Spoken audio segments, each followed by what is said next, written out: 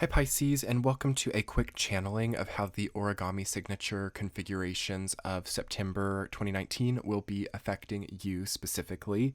If you guys haven't heard of the origami signature yet, I can link below a preface video I did about how this kind of affects everybody and more info about what it exactly is. But basically, it's a T-square between the Virgo stellium, Neptune in Pisces, and Jupiter in Sagittarius.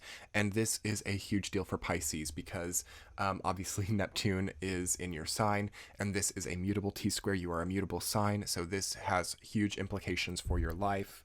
This has a really, really big effect on your selfhood and on what you want to see of yourself in the future, how you want to move forward, and how you want to find love in your life. This has really big love implications for Pisces, the month of September, and moving on until about December of this year. You're going to find luck in love, I think. For those of you who are single, it's definitely going to be more possible to meet the type of person that meets your standards. And then for those of you who are coupled, it's going to be a lot easier to build the relationship up, or the relationship can end for the best, really, which sounds bad maybe, but without too much heartbreak or without too much tragedy, there can be a common understanding. I feel like Pisces is really blessed in the love department, and you're going to find something beautiful and something that you can really hone and create in a very highly evolved way. So I think that's a really great note to start the reading on. Where are things difficult though at this transit? It's a bit of a maze. That's what I see. I see a maze when I think of Pisces energy and the origami signature. You can so easily come through it this month, but it does take a little bit of brain power. It does take a little bit of navigation and puzzle solving ability. I sense a lot of you to be solving puzzles or navigating proverbial, hopefully, mazes in this month.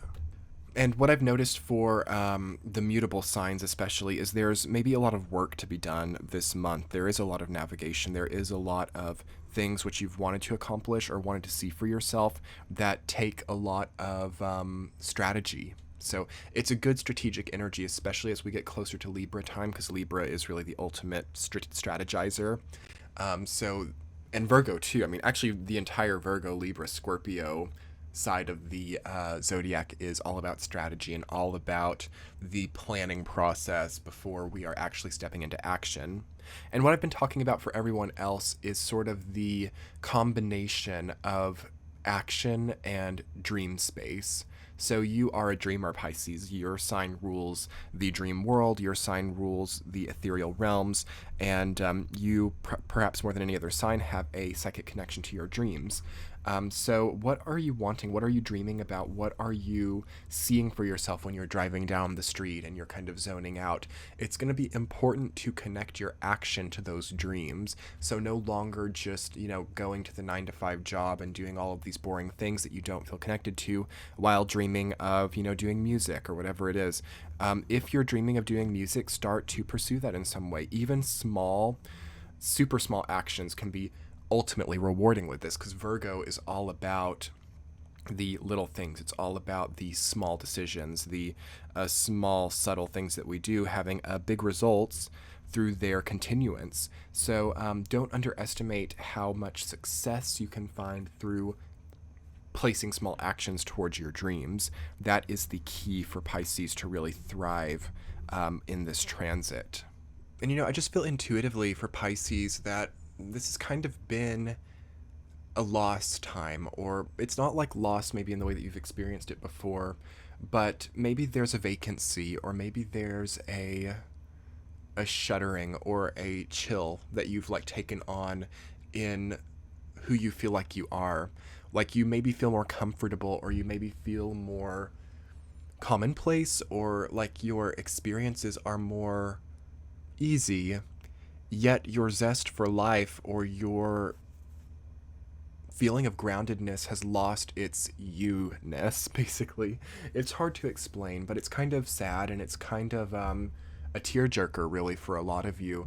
And this period of time is so beautiful in the sense that there is a definition of your identity here based on how you navigate this perilous maze that you've been going through, and seeing yourself sort of come to the exit, seeing the light at the end of the tunnel, seeing yourself emerge from this like torrential experience of every twist and turn coming to another wall.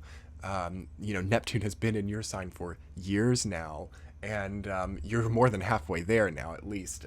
Neptune has come more than halfway through, and it's retrograde right now. You have your sign or your planet retrograde, and whenever a sign has its planet retrograde, that is a time of deep learning. That is a time of, okay, maybe I made the wrong decision, but I see that, and I see not just how I was thinking before, but I now see that I had power to do this. I had the power to make this mistake, and now coming through that, I am stronger than I was before. So there's going to be a lot of that echoing here in the month of September for you.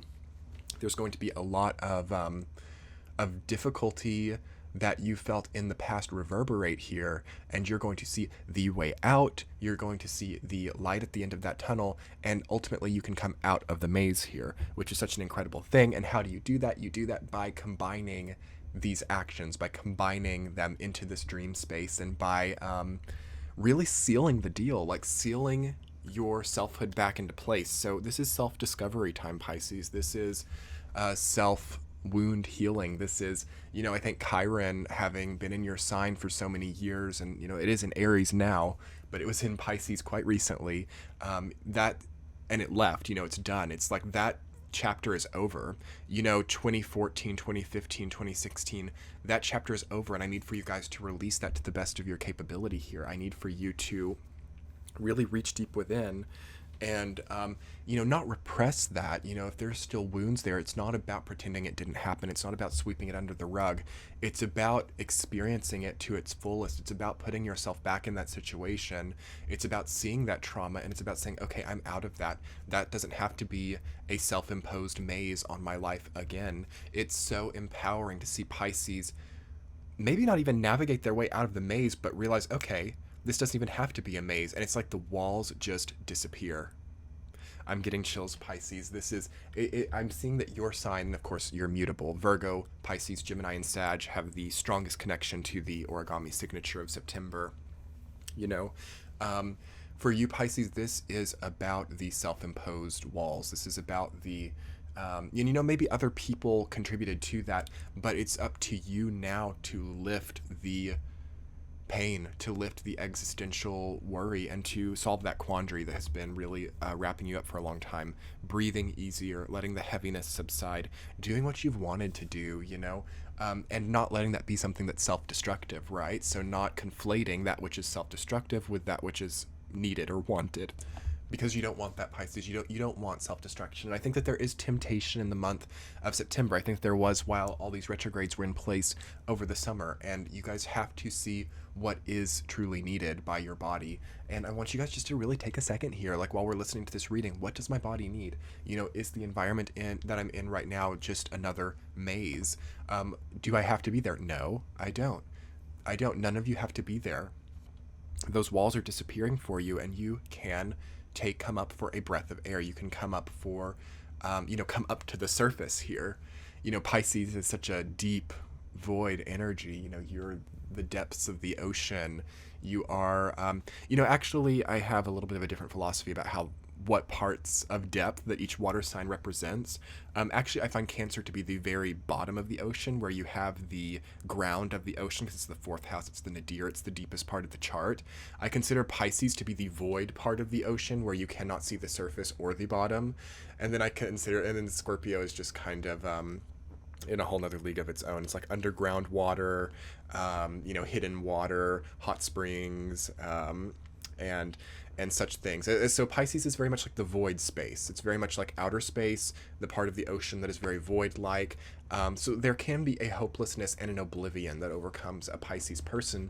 But then again, you guys are the only ones who really know how to navigate that. So none of us can really say, like, you got to do that in a certain way. But I have, as someone who has a bit of Pisces influence in their chart, I can say that it's not necessary here.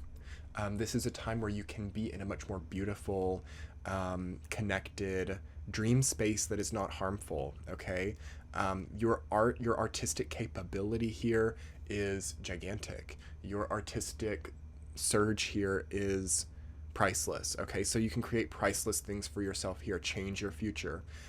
Assets that last you a long time can be generated here. You can't doubt that.